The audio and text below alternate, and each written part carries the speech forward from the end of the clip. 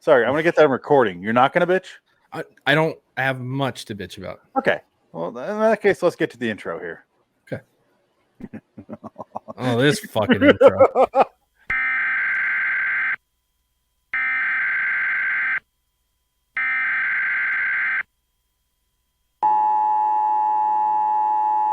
This is not a test. This is your emergency broadcast system announcing the commencement of the B-movie battle sanctioned by the government of Wonderland. Swear words of Class 4 and lower have been authorized for use during the show. All other swear words are restricted. Wonderland officials of ranking 10 have been granted immunity from the show and shall not be harmed. Commencing at the siren, any and all crime, including murder, will be legal for 1 continuous hour. Police, fire, and emergency medical services will be unavailable until the review concludes. Blessed be our Wonderland leaders in America, a nation reborn. B-movie battle is now in effect.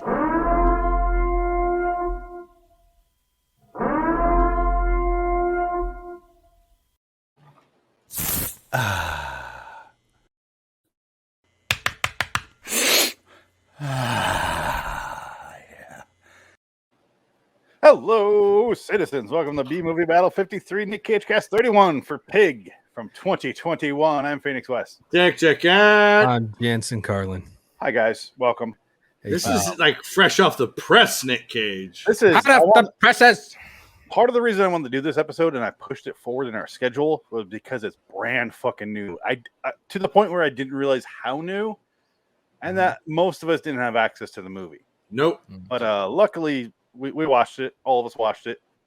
And Show did. where do I begin? Because this is the freshest of Cage. This is like right out the slaughterhouse Cage.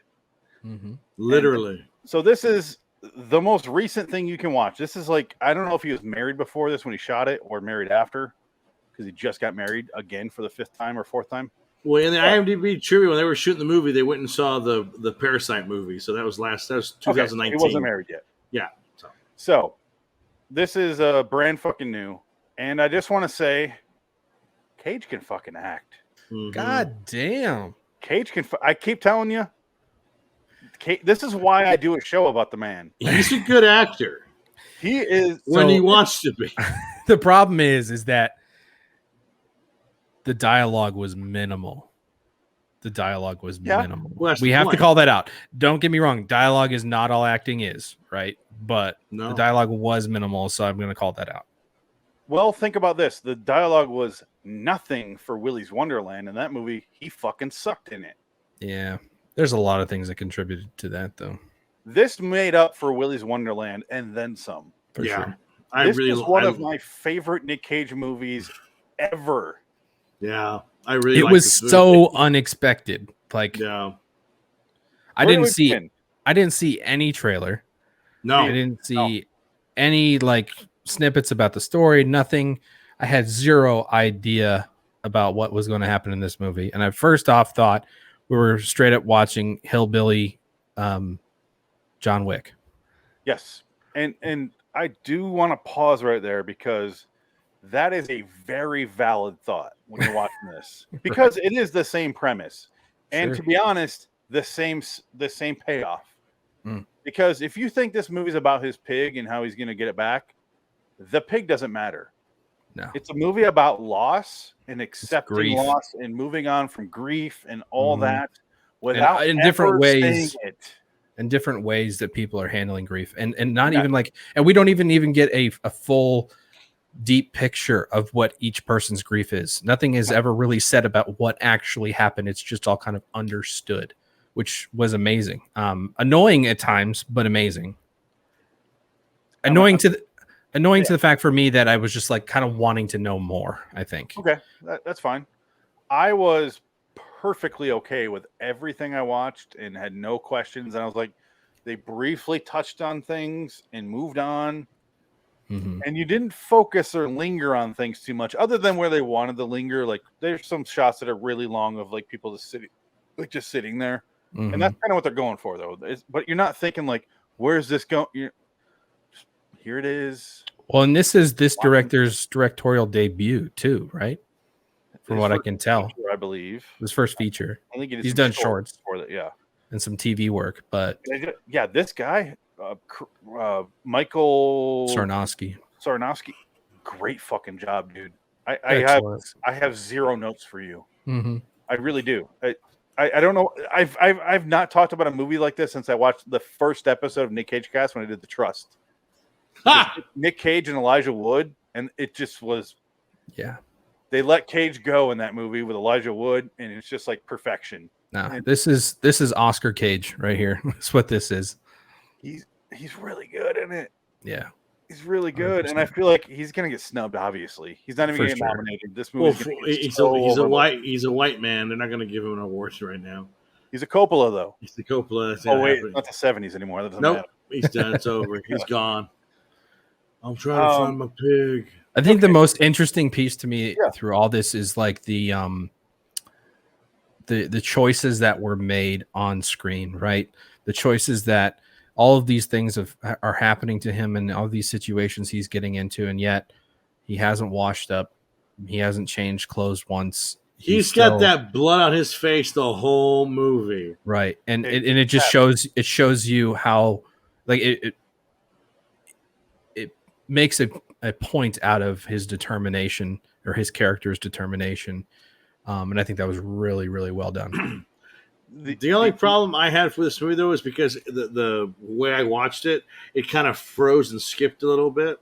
So it's some scenes, it was just kind of frustrating because like you could hear it, but then the image would catch up.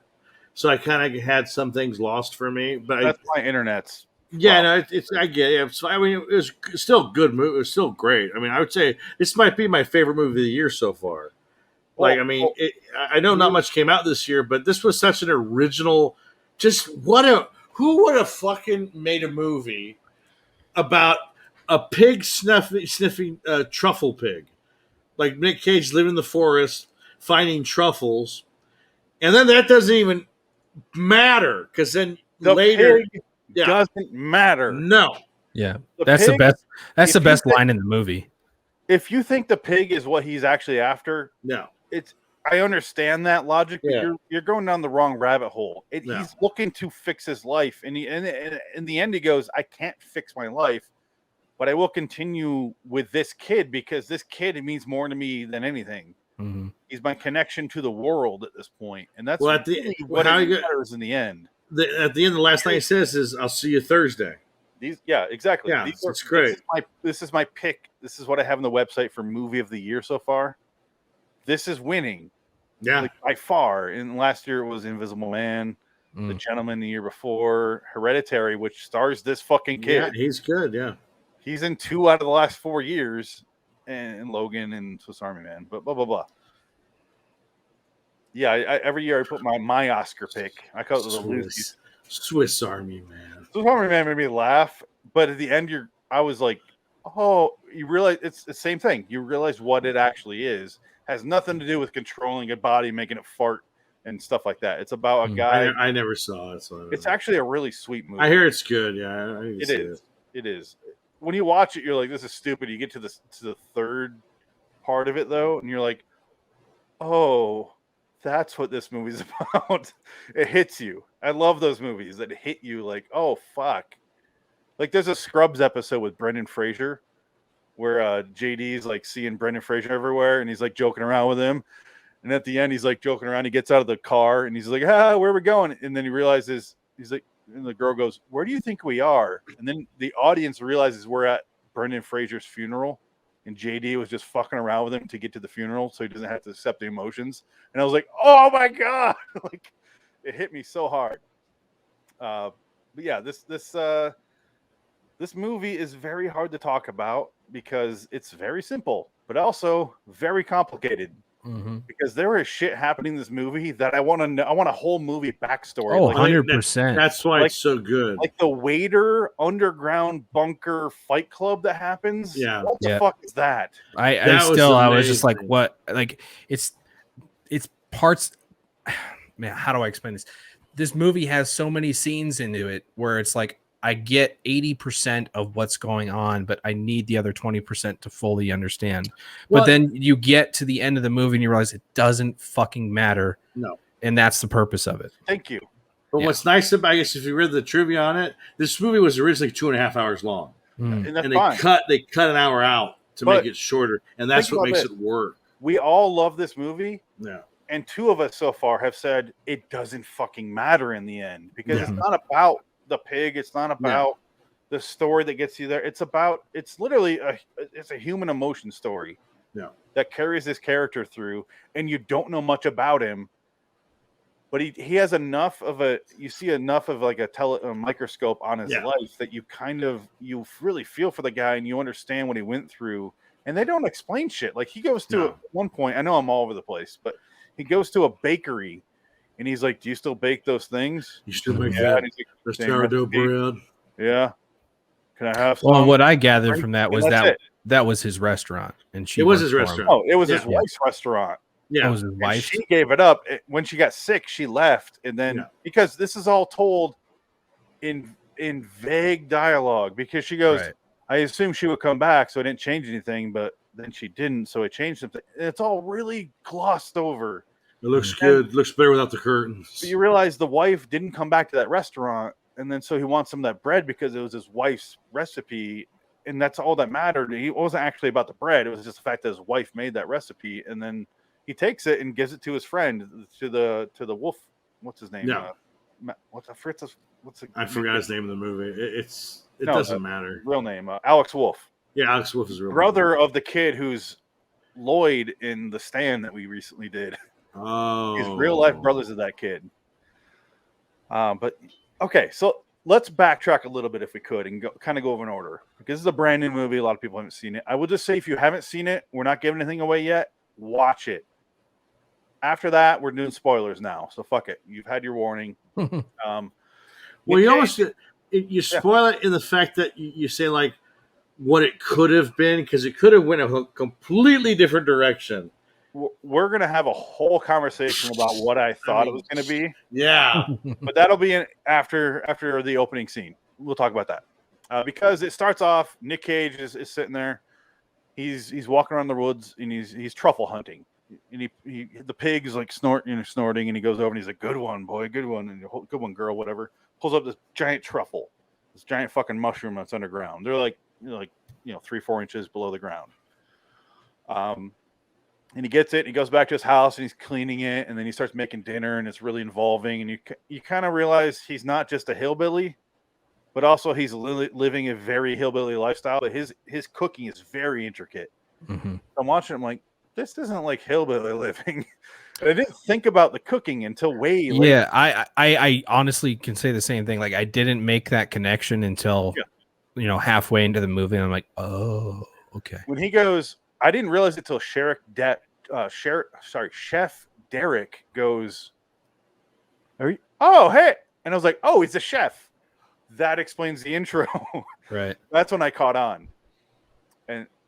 But he's making it, and then all of a sudden some rich dude shows up and buys the truffles off of him. He's kind of a dick to the rich kid. And he's like, "If I catch you out here dead, like, who else is gonna know?" And then he starts getting some batteries out, and he starts to play a cassette, but it cuts. You don't really see what happens there. The tape says "for Robin." Mm-hmm. We don't see what that means. But I should mention there's 3 parts of this movie. The first part says Part 1, rustic mushroom tart. This is the first part. In the middle of the night, when he goes to sleep after selling his truffles, someone breaks into his little fucking shack in the middle of nowhere and steals the pig and knocks him the fuck out. That's really all we need to say. Now we can get into like where you thought this was going to go, because I think we're all 3 of us were thinking John Wick, right? Hillbilly John Wick. Yep. All of us. And I love the fact that throughout the entire movie, I kept going, here we go. He's going to grab a shotgun. He's going to go into this house and he's going to blow some fuck. And it never happens. Yeah. And I love the fact that it never happened. Instead, he cooks a meal for the villain in the end. That's it. But the meal for the villain in the end was like the culmination of everything for me, right? Well, because they set it up. It's that set up and payoff again, where the son talks about the greatest she his ever had. parents ever. The only thing that ever made him happy was that one meal, and that was the only time they were ever happy and had good memories about something. And then and Adam Arkin, who plays the villain, basically, Adam Arkin is so good in this. So He's good. great, and it's like he's like a food guy, and he's acting like he's a fucking mafia boss. Where he's like, I'm gonna fucking kill you and your family. Well, he's fuck with me. He's an ingredient sourcer, which in big city life like that, you are the alpha and the omega. Yeah, right. Pretty much. Yeah. You're the go-to guy for everything that you need. And if you don't get your stuff from him, you ain't shit. Which is such what an interesting story to tell from that point of view. Because I've never seen a movie like this ever. Not with this storyline, like ever. It turns out, because there's certain movies I really wanted to love when I watched them, it was the movies who pretended were action movies that pretended to be these low budget indie movies. It was like Killing Them Softly. Christian Bale had one, Out of the Furnace, where they pretend to be, and they're set in like these towns in like Pennsylvania where it's like coal miners or steel workers, and it pretends to be an indie movie, but really it's just an excuse for a guy to show up with a shotgun and blow everyone away. Yeah. And I'm like, and I lose my interest when the shotgun shows up. Turns out what they needed to do was the opposite, where you think it's going to be like a revenge flick, and it ends up being an indie movie, where it's a guy conversating. He just has conversations to get out of the situations, and that's all he does. He never raises his voice. He never pulls out a gun. He never is even near a gun. In fact, the only fight scene is him getting the shit beat out of him. So by a midget waiter. Yes, and he never throws a punch. Yeah, the whole point is you get your ass kicked and you get money and information, and that's it. And it turns out that's the way you need to do it, because I'm watching this, and Adam Arkin, that you're talking about, like he's a mafia leader. His son is Alex Wolff, the second main character in this, who's the guy who's working with Cage. And I thought he's just buying truffles and selling them, and that's all I thought it was. But turns out you can kind of tell by dialogue that there's a little more going on. Like he has to sell them, and he's like, I don't want to take you to town to find your pig because that's where I work. There's something else going on. You don't really get it. Then the way he talks about his dad, I thought his dad was in a separate line of business where he's a mobster, killing people and all this. And it turns out the exact same line of work. He just has more of a reach. He just has more of a shadow over the Portland area. And that's it. It's a really fucking simple movie. Yeah. But at the same time, so much little intricate scenes that I don't have any answer for. Like, why is there an underground fight club? That's hilarious. Why are waiters beating up bums? I don't think we're bums. That first guy was a bum. Well, I think they're fighting the chef. It's like they get such abuses from the chefs. Getting revenge on the chefs? It's like they're getting revenge, and that's why when he puts his name, and it was like he's the ultimate chef, and like he's like the ultimate let's fuck him up guy, because he must have yelled at so many waiters in his time. Well, here we go. Let's play that scene real quick. I just have a quick snippet because I don't want to get shut down on YouTube. So here we go.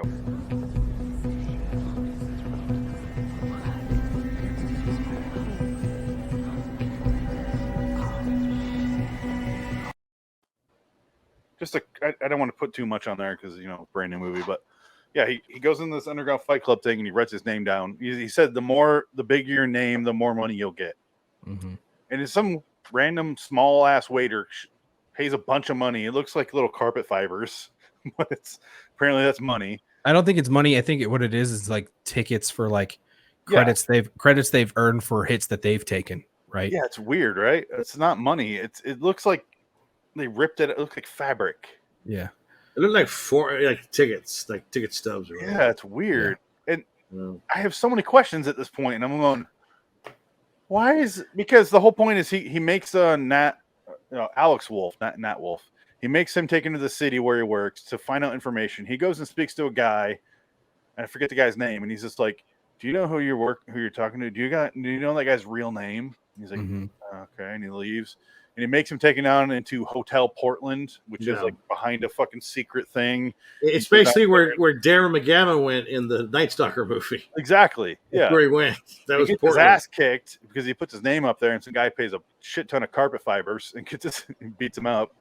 And then leave, and he wakes up the next morning in Alex Wolff's apartment. I'm like, what is happening?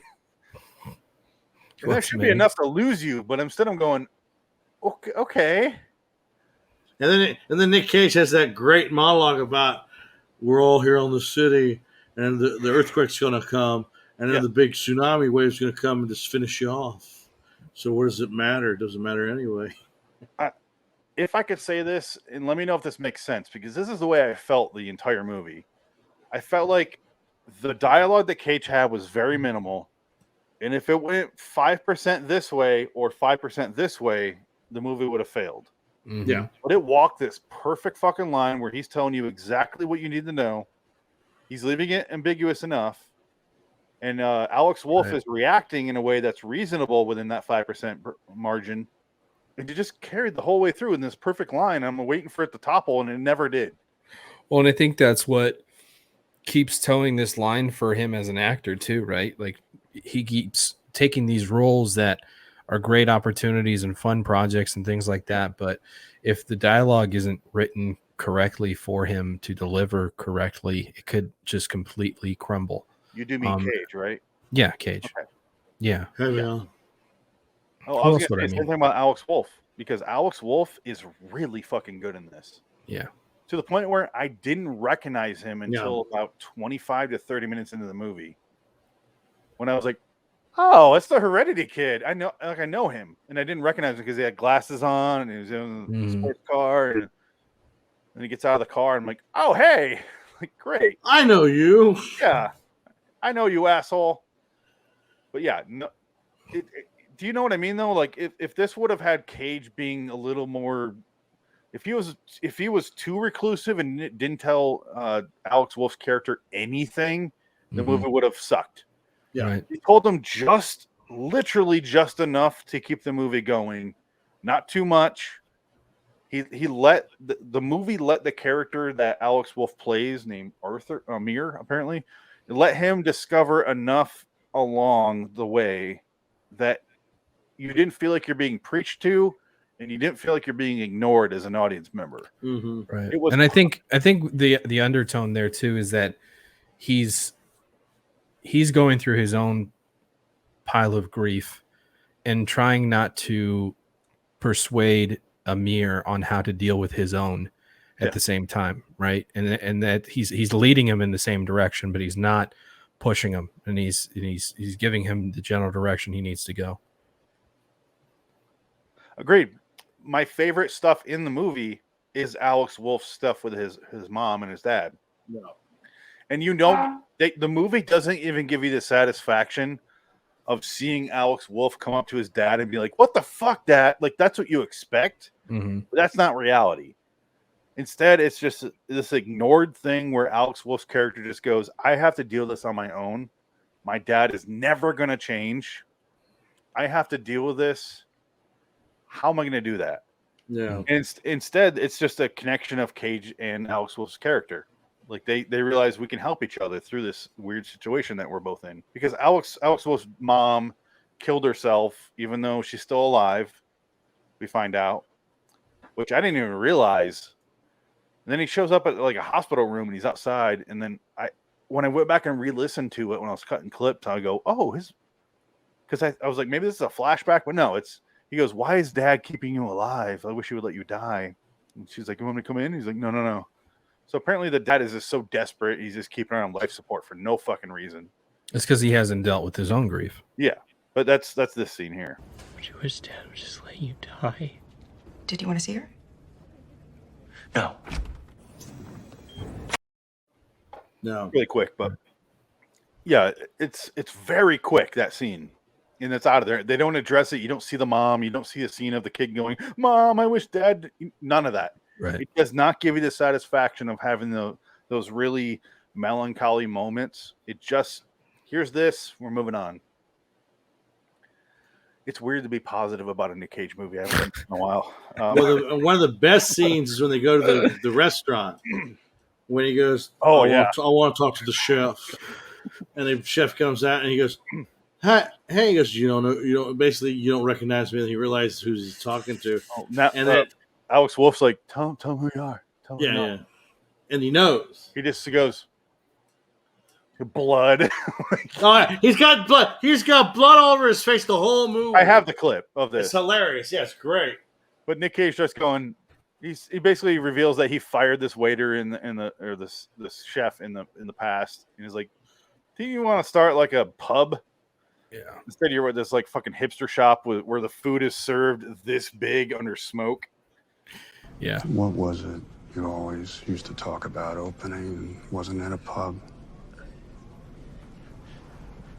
Everyone loves it here. This is a huge success. Why didn't you open your pub? I don't know that I really wanted. I mean, it's just such a long time ago. When I fired you, I asked you what you wanted to do. I love that scene. It's great. I love that scene because like what he's really saying is like, I was teaching you wrong. This isn't what it's about. It's about living your life and enjoying it to the fullest and dealing with what you want to do and not caring about who else has a thought about you. It's a guy. Yeah, exactly right. It's a guy going, I taught you that food making is just a job and do what people want. But since his wife has died and now he lives in the woods and he just hunts for truffles in her memory and has a pig in her memory, which is fucking sad. He goes, none of that matters. Just do what you want. And he literally like explains that to the guy over the next 3 or 4 minutes. And the guy's so desperate to like seek attention. He's like, no, but like people like this shit. Like, come on. He's like, none of that matters. And then, but what he's really doing is talking to Alex Wolff. Mm-hmm. He's not talking to the chef at all. He's talking to Alex Wolff, going, none of that fucking matters, kid. Yeah, because he doesn't give a shit about Derek the chef. Like, my favorite part of that scene though was his delivery, the chef's delivery of. Yeah, like so good. He says, so defeated. Yeah, and just Nick Cage just breaking reminds him me- in two. he's like a fully blown balloon that you just let go of. But I love the fact that they, like I keep saying, riding this line. I keep doing this analogy because it's not about Derek the chef. It's him talking to this kid through this vessel that is Derek the pathetic chef in front of him. Mhm. He's talking to Wolf over here, to Amir, the character. He's talking to him. That's it. He's like, what do you give a shit about your dad? Your dad doesn't fucking like, do what you want. That's all he's saying. And I can't believe they have an entire movie where that happens, and they never have that conversation at the end of, this is what I meant by that, kid. You know, that over obvious dialogue. Yeah. Remember that scene that I was doing that for you? They never comment on that. Well, I think that like movies have also gone away from this style, right? They've stopped making you think, and they've handed you things on a silver platter. I mean, that's the entire Marvel universe to me, right? Don't get me wrong, I thoroughly enjoy the movies and I have a great time, but it doesn't leave me. It does. I don't think about that movie days later. Yeah. So remember that scene in Black Widow where she's flying from the no, it's instant gratification. Exactly. And then once you're done with it, you're done because there's no subtext. And this movie is entirely subtext. Yeah. It's all everything you think this movie is going to be about, it's not. Yep. And that is amazing that they walk this tightrope and get to the end. And I still go, that was fucking great. I watched this movie in like I was awe-inspired, which I've never said about a Cage movie. It was I mean, so well done. When you have this much of a movie that is so driven by not just the way people say things, but their image on screen. Yeah. It's truly something, right? I mean, we, like I was saying before, we just don't have this anymore. Haven't seen this outside of like some indie film shit. Hollywood doesn't do this shit.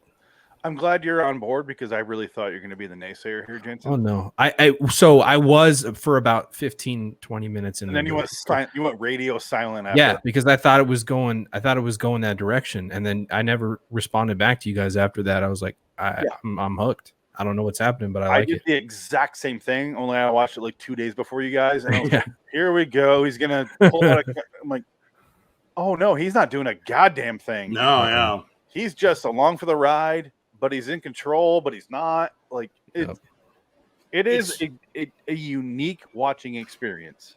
It's like a Western. Yeah. He's the old gunslinger coming back to town to get his property, but then it's not about that at all. It's about just this guy's legend comes back into town. It was like, that's him, that's Robin, that's, oh my God, that's the chef.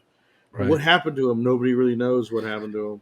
Well, and the craziest part I think about this story is that like none of this would have happened had he not had that life before all this, right? Like, we don't get to this point. We don't have this acceptance of grief for all of these characters without him having been this person before that and recognizing what damage he's done as that person and trying to correct it. Mm-hmm. Well, it makes you wonder, was he part of that staff that used to beat the shit out of these chefs who would show up and throw their names on a chalkboard? And it makes you wonder, is that part of his grief and that's why he accepts his beating, or was he on the receiving end of that beating before? Like, it doesn't tell you. No. It lets you guess. And I love when it, like I said, subtext. Let me assume my own movie and assume my own character motivation. Yeah. Because it's way more fascinating than this is what he is and this is what he feels. Like, I don't want to know. Like, right. Don't spell it out for me. Yeah, at a certain point, I want to have a little bit of mystery here. I want to dress it up in a little bit of lingerie and guess what's underneath. I don't want you to just, here's her vag. Like, okay, god damn. Jesus. Yeah, 100% agree. But I do want to pause and just go back to the point where his pig got taken. His truffle pig got taken in the middle of the night and get the shit beat out of him. I love the fact that he wakes up and then he walks all the way to a bar because his truck breaks down. He walks to the bar, calls Alex Wolff, who shows up and is like, all right, what are we doing? And they go to the woods to like this weird location with this lady who's out in the woods handling all the she's the truffles. Other truffle. She's another truffle girl. Exactly. I don't know. I thought it was going to be this. This is what I expect. Every time I expected the scene to be something, it was completely wrong. I was completely wrong. I could not have been more wrong about a movie than I ever was in this. I flat out expected her to walk up to a trailer and open a door and there's just like lined with guns and shit. Like, take your pick. Let's go fuck them up. You know what I mean? Instead, she's like, all right, what's going on? And she's like really busy and she's not really paying attention. So I expected, I don't give a shit and I know too much. And you expect a scene with her off to the side. Like, we sold that pig. No, she just goes, all right, what do you take? He's like, a pig. She's like, what kind of pig? He's like, truffle pig. She's like, motherfucker, you fucking, and she's so on board. Right. I think the subtext to me there is that she knows what that pig meant to him, like full on. And that's like not the fact that it was a truffle pig, that pig had like emotional value and that fucked him up. And she knows because she was so on board and angry for him. Like, watch this. It's like 12 seconds. They took my pig. What kind of pig? It's a truffle pig.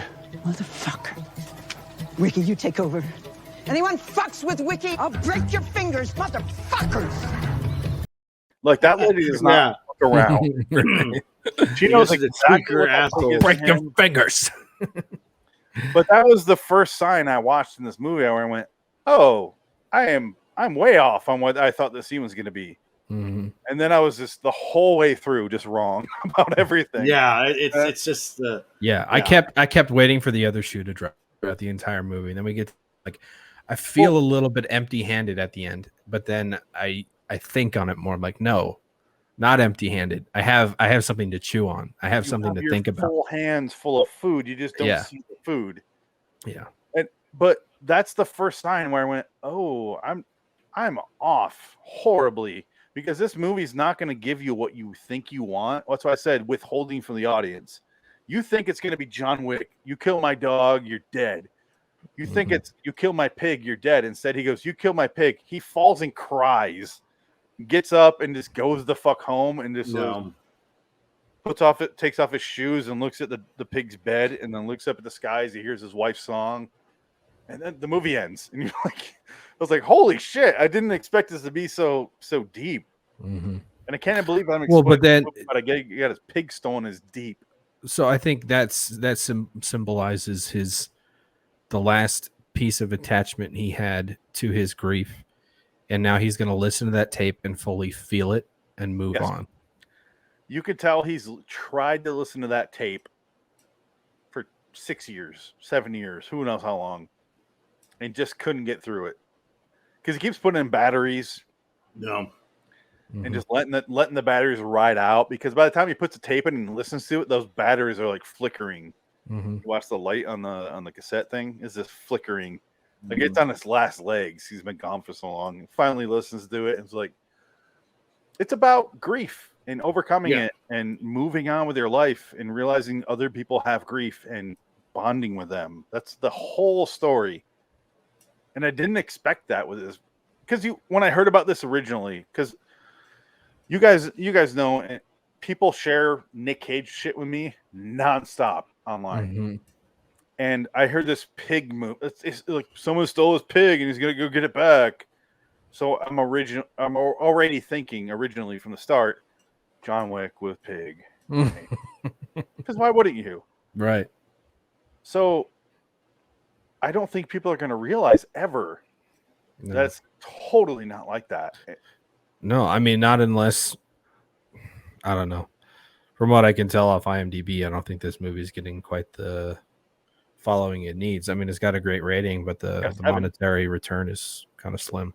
Well, yeah, you can blame that on Corona if you want, but sure. But I want to go to the theater and watch this. If I 100%. Can, I will. No, yeah, same. I want to give this movie some money. My favorite line was they're talking about like something about Oregon. It's like, well, I'm not moving to fucking Seattle. He's like, yeah, fuck Seattle. Fuck Seattle. That's good shit. And that's kind of what I was saying. Is you started to say earlier with how good Cage is keep the dialogue minimal. I don't think it's as minimal as you think it is. No, I mean after thinking about it a little bit more, I'm like I realize that he has, the majority of the dialogue in the movie. However, I think the movie itself is setting a tone that dialogue is not the most important piece of this movie. No. And I think that Nicolas Cage on his own does benefit from dialogue that is well written, first of all, and has enough story to back it up, not to mention isn't over the top, right? I think his true sweet spot is not doing things that are over the top, even though that is what he is known for in a lot of things. Yeah. He has different sweet spots. It's up there, man. I've telling watched you, this literally every Nick Cage movie there is. This is a new Cage. This is Oscar Cage right here is what this should be. Well, there already is an Oscar Cage. Oh, is there? No. Yeah, because he won for Leaving Las Vegas. Oh, that's right. No. But he's way better in this. Are you kidding me? He's really good in Leaving Las Vegas, which he won for, but don't get me wrong. But, man, I think if it weren't for the fact that when the Academy reads the description that says a man loses his pig and hunts it down, they've already voted him no. They've already said no to his Oscar. So he's not going to even come close. He's not going to get nominated. Not even close. But I really think he should be in consideration because he's really fucking good in this movie. And I'm a guy. You guys have done this show enough with me. I'll tell you if he's shitty. Oh, yeah. He's shitty in a lot of movies, and this is definitely not one of them. Agree. He was really, really great in this, and it did help with the tone because I think the director did a better job than Cage did. The director did such a fucking good job. Well, I mean, even the editing of this movie was excellent. Oh, yeah. I really think the director should win the Oscar for Best Director. Like, because he's also the writer. He's story by. He should definitely win something for this because it is perfectly told exactly what it is. It's not like a fucking like Schindler's List or anything. Let's not blow it out of proportion, but it's not that hot and erotic. Yeah. No, but like the way that he framed certain scenes, like I'm just looking at like the snapshots of like these wide angle shots that are like so perfect in capturing the essence of what's happening in that scene. Like him greeting the pig outside the front door or waiting for him sitting at the table at the restaurant with the diner with the kid, like the lighting and everything.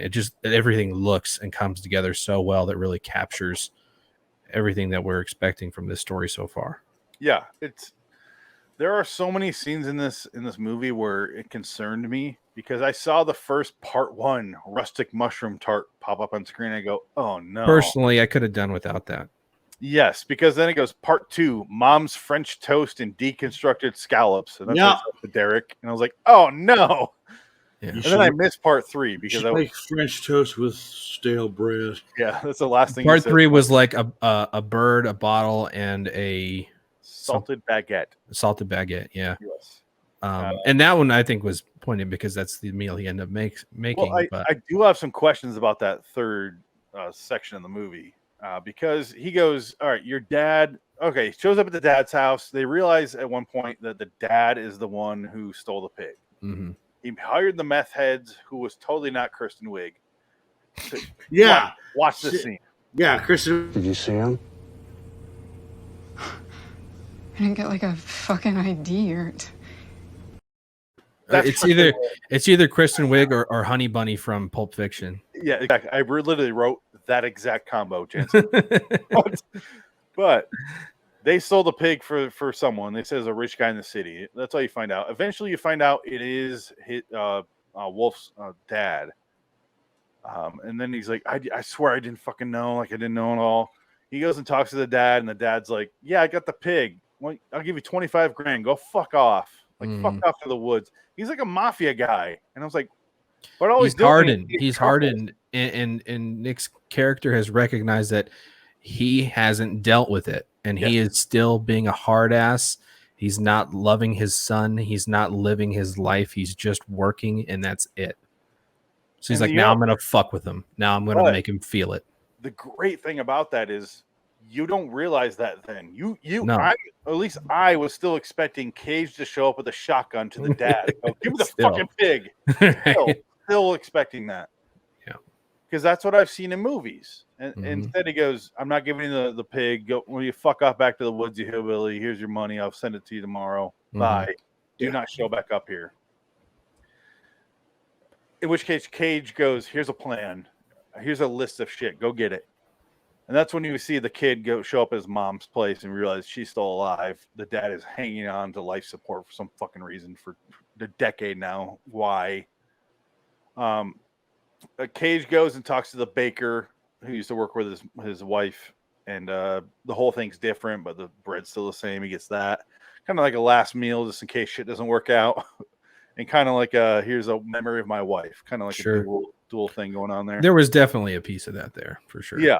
And he goes, all right. And the kid shows up at a funeral place and he gets a bunch of wine, but it's also the place where Cage's wife's funeral plot was. I was a little confused why it was. No, she was because he knew all the upper people of the city because he has the best restaurant. So he was sort of like he knew all the upper crust people. So she must have owned the mortuary. So she's a multimillionaire. Owns the mortuary. That's why she said, have an appointment to come see this. Use my name. Rob sent me. Yeah. Come right in. It's like, and he gave her all his wine selection. But why was the wine stored at the same place his wife's body was? Well, it's where you store. It's just a storage room. It's where it is. It's fine. It's not too out of the realm of. I think what's really weird. I think the subtext here is he gave up all of his life and gave away all of his possessions. He had a fond relationship with this lady. She ended up with all the wine. Yeah. It is definitely a scene where, because he goes, you could use my name when you get there. And he goes, I can use your name? Finally. He's tried it 3 or 4 times. He's like, yeah, use my name. Yeah. You're basically going, yes, I acknowledge you as a friend. And the kid goes, you acknowledge me as a. That's really what he's saying. Again, it's never what you're hearing. It's what. How often do I describe things like this where I go deeper than what is said? It's the kid going, you accept me as a person, and realizing he means more to him than his dad is, and that's really what this movie's about. And going, okay, well, he shows up, gets the wine, sees the wife's burial plot, and she goes, here, the spot next to her I kept empty for Robin. Let him know, just in case, because I like that she plants the seed for no reason of Robin might die in this movie, because I'm still thinking he's going to show up with a shotgun, he get blown away, and no, it doesn't happen. But he goes and makes the meal for the dad, which this character set up by talking to the mom through the door, who's in the hospital, going, "There's the meal that chef made. I found him." No, he doesn't say he's going to make it again, but that's exactly his revenge, is showing up to the dad who won't give him his pig back, but tries to buy him off. And instead of a shotgun, he shows up with a fucking meal, this chicken and this cheese and everything. Well, and then he says, "I remember every single meal I ever made for every human, for every person to get in my restaurant." And that was the same meal that he ate with his wife, and he knows it, and that's why he's crying. And so I fucked him. It's basically fucked him up more than a bullet. Exactly, and that's when I go, this movie I fucking love. Yeah, because he smells the wine and goes, and I was like, oh my god, like that hit him like a fucking hammer. Right, and it's great because every person, every human can make a connection to that moment. Right, I'm hearing this music, I'm tasting this specific thing. It is reminding me of an exact moment in my life, and what's going through his mind at that time. And they did a fine line job of Wolf setting up the fact that his mom and his dad had one meal together where they came back and they're laughing and they're having a great time. They weren't arguing like normal on date night. And that turns out that was the meal that Nick Cage cooked him. And that's exactly what he prepares. And then what's his fucking name? Adam Arkin. Adam Arkin, yeah. Drinking the wine, he's like, and breaks down, starts crying, goes into his office, starts drinking some scotch out of a bottle. Get out of my fucking house! Yells at him. And then Cage is like, I'm not going, like basically looking at him like Steven Seagal, like, I'm not going anywhere. I love my pig. But he's like, just talk. He's like, let's just talk. Let's not kick me out of the house. Let's just talk about this. Yeah. Because you have not talked about your wife. Let's talk. And then Adam Arkin breaks down. Is like, by the time those crackheads got me the pig, it was already dead. I'm sorry, man. And then Cage breaks down. And then Alex Wolf's just watching this thing like, what the fuck is happening with my family? Yeah. But did Cage talk about the pig before or after that, where he said, why do you need the pig so much? It's not I don't need it. The truffles, the trees show me where the truffles are. Before that. Yeah. Why do you want the pig then? Because I love her. Mm-hmm. That was the giveaway. It was the giveaway, but by that point, whole thing, I had already picked up on it. So it wasn't it's a giveaway if you're slow. I just like the fact that he said, well, the pig's useless. I just go get him. I know where they are. Well, I don't need the pig. Because I look at the trees. You can tell where the truffles are. Yeah. Like, come on. I don't need the pig. That was great. Mm-hmm. But, it's I could do without that line, but it doesn't bother me. Well, no, it's just showing. It's explaining to you that it's not about what the pig can do. It's what the pig represents. And that's exactly, honestly, that's exactly what happens in John Wick. Yeah. Only John Wick shows up with a shotgun. And he stabs you with a pencil. It's not about the fucking dog at all. No. It's about the wife who gave him the dog. Like, that's really what John Wick's about. It's about John Wick is a homicidal maniac. And again, both movies are about grief. They're just told in completely different ways. And then they made a franchise out of John Wick. And I don't think Pig is going to get 3 more movies. No, but I will say, it doesn't need 3 more movies. No. But I will say, I love both movies. 100%. I prefer this way. Yeah. But I also really, really love John Wick and all the movies. Yeah. It's just a completely different way of telling it. Yeah. But I love the fact that this went that fine line and John Wick just went off to this angle and went to the action route. And this movie never went that way. It never went the super sappy route, but just stuck in the middle. Like, there's different ways you can handle the storyline, because in the end, what the movie starts off about, it's not about. Yeah. It's what you realize throughout the movie, and what the characters realize throughout the movie is most important to them. It's one of them subtextual things. Yeah, because the dad realizes, maybe I should let my fucking wife go. Like, holy shit! They never even get to the part about him talking to his son. Yeah, which would be great, but we can assume that happens next. Like, you can assume a conversation with Alex Wolf and Adam Arkin are happening next. We just don't see it. But it's just he admits that the pig's dead. He goes outside and he's like, "See you next Thursday." He's like, "Yep." Drop him off at his cabin. I'm gonna walk. He goes in. He slowly walks into the place. He takes his shoes off, really slow. And it's just setting up the fact that it's just back to normal. Only the pig's not there, but you realize the grief and the feelings are still the same. So therefore, he's right back to where he was before. But he's also willing to deal with it because he's listening to the tape. And you hear the ending. He puts on the cassette. She's singing a song to him, and this is the last thing you see.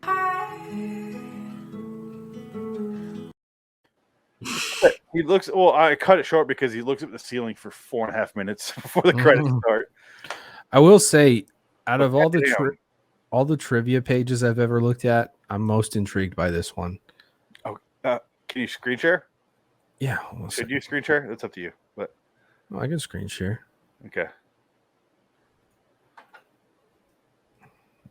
All right. So, in after film Q&A, director Michael Sarnowski revealed the pig only had 3 days of training and bit Nicolas Cage multiple times. Yeah. After a particularly nasty bite, Cage joked, "I've been set on fire, I've been flipped in cars, but it'll be sepsis from a pig bite that kills me." Yeah. Budget was very small, so they couldn't hire a trained pig. Yeah, I saw Nicolas Cage yeah. is Alex Wolff's favorite actor. They only had 20 days to make the movie. They didn't do any reshoots, so they didn't have any budget for reshoots. So all these are one take. For the most crazy part, shit. I can assume that some of the like Adam Arkin scenes where it really gets to the crux of the storyline, they probably had more than one take. Mm-hmm. But yeah, it's there's not a whole lot of scenes. Okay, so there's 25 scenes probably, right? Yeah, at most. Roughly, yeah. Well, and the original cut was over 2 hours, and this is the reason why we have 3 parts. To make the movie shorter, editor agreed to dividing it into 3 story parts. So I guess that gives weight to why we have those 3 parts. However, I don't think it matters. I think they could have just done without them, and we wouldn't have noticed. Well, my first writing class, I did a story and I broke it up into sections. And the only notes I got back from the teacher were why, and I was like, "Good point." Yep, good point. Why did I break it up in the parts? Like, there's no reason to do that. I think it adds some dramatic value in some movies. I know Tarantino does it from time to time, but like, yeah, but if the only reason you're doing it is for dramatic, effect, like, we don't need it. It doesn't add any value to the story. But if Tarantino cut that out of there, like a Hateful Eight, if he cut that out of there, yeah, I wouldn't notice. The length isn't the problem. If the story works, the story works. Like, and I was like, oh, okay, yeah, I agree with you completely. Yeah, at first, you're like, fuck you, but then I'm like, it'd be one thing if each of those parts has like a message, right? Each one of those parts has like some one line message on the screen that's telling you something about what's happened. But if it's just like some random title, who cares? It works in Kill Bill. It didn't need to be there in like Hateful Eight. Yeah, that's it. Because Kill Bill is very different from scene to scene, like from section to section. Yeah. Hateful Eight, the same fucking thing. I don't need chapters. Yeah, but okay. So I guess the last thing we should discuss here, because we're at 53 minutes, we're almost done. Cage. Our biggest conversation, our biggest topic piece is how is Cage in this movie? I know we touched on him in here and there, but honestly, like, as far as the Cage movies you've seen, how is he in this movie compared to his other movies? Like, top 10 Cage. Well, absolutely. Yeah, that's it. I mean, enough said. Like, top tier. That could be top 5 Cage. I mean, seriously. Probably. Well, I know I have my ratings, but I'm curious what you guys think are like better than this, because this is really fucking good. I mean, the issue is I haven't seen all of the Cage movies, so I it's hard for me to actually put it in a ranking. But I mean, this is probably the best Cage movie I've ever seen. Okay, I mean, Dick, you've probably seen more than Jansen. Oh yeah, but no, it's just. I mean, this is why people forget. People need to be reminded that Nick Cage can do this occasionally. And that's part of what I struggle with people like, why do you like Cage? I'm like, because he's also really fucking good. Yeah. He's not like Bruce Willis. He does a movie every 12 years where he Bruce tries. Willis sucks, yeah. Mm-hmm.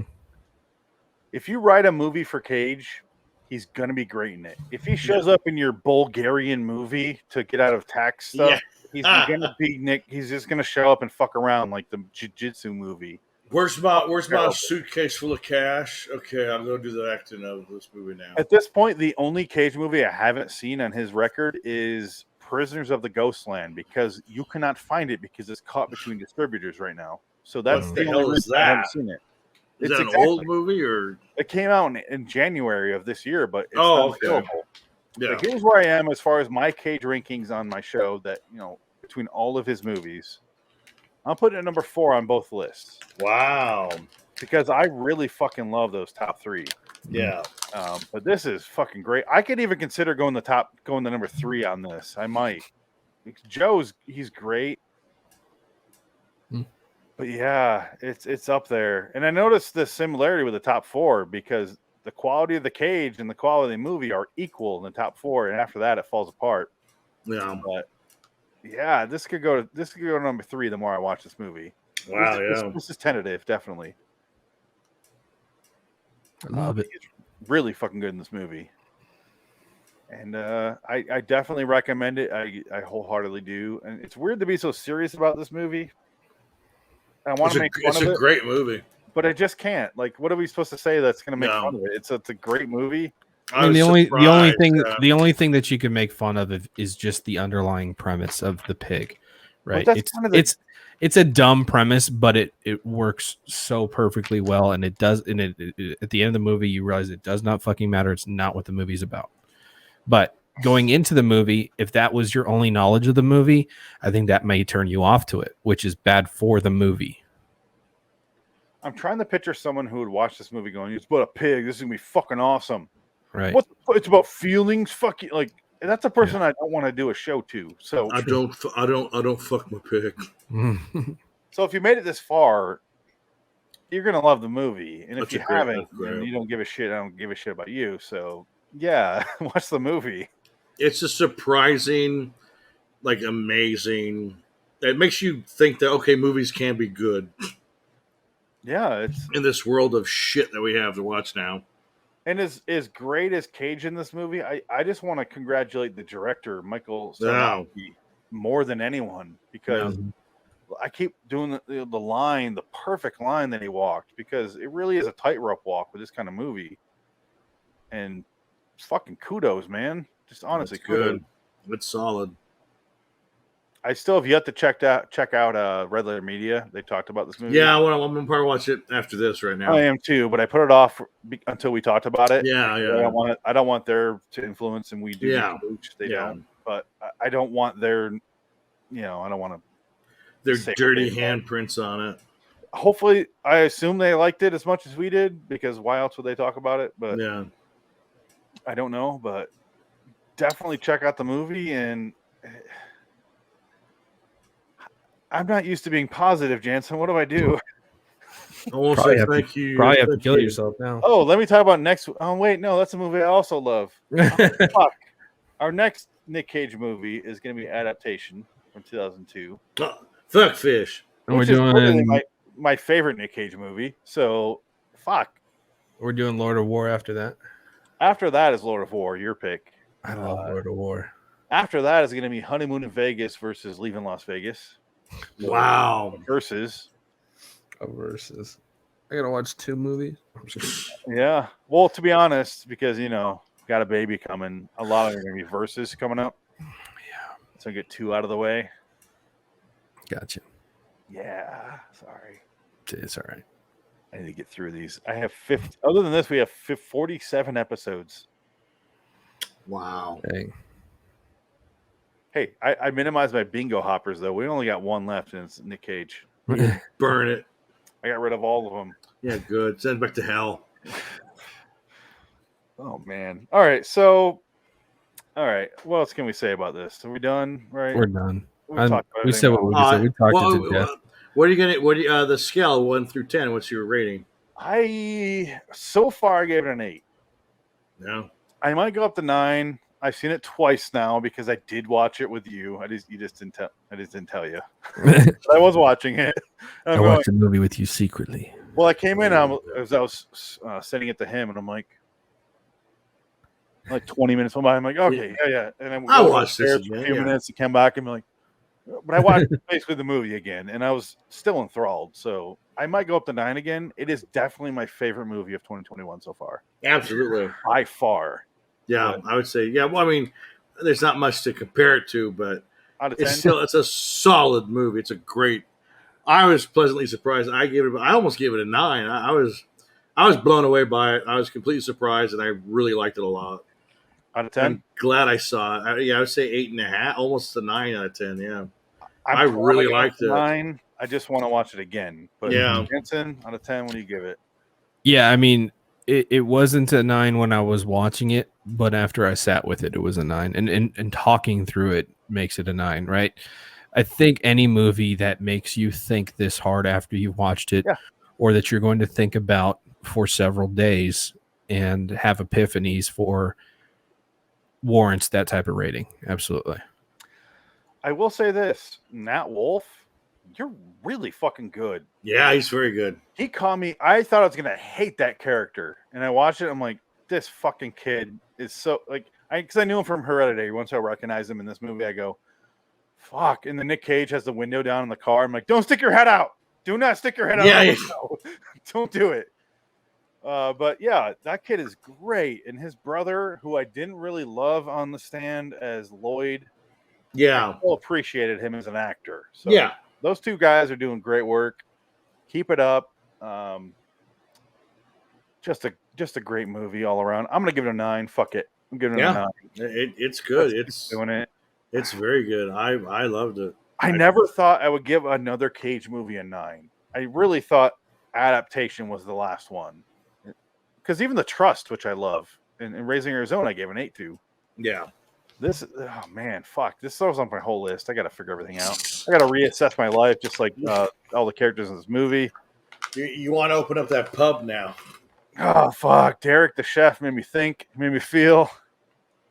All right, guys. LIWstudios.com for me, Loitering in Wonderland on YouTube. Dick? Nothing. The PSA says it all. Sorry, I was muted. I thought we have a PSA. What's going on, dude? I don't know. I'm trying to. I'm not used to being positive. I'm thrown off. Get it together. No, you guys are right. Okay. Our government of Wonderland has a PSA for us to throw at the end here. Oh shit, it's taking over.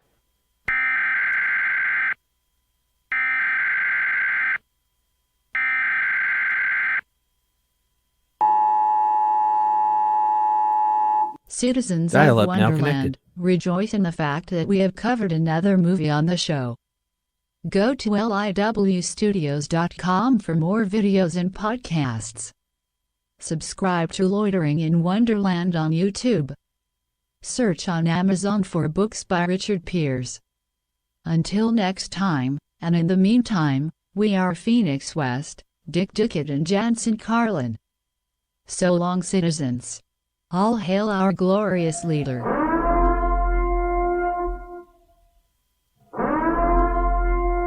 Shut off the fucking show now.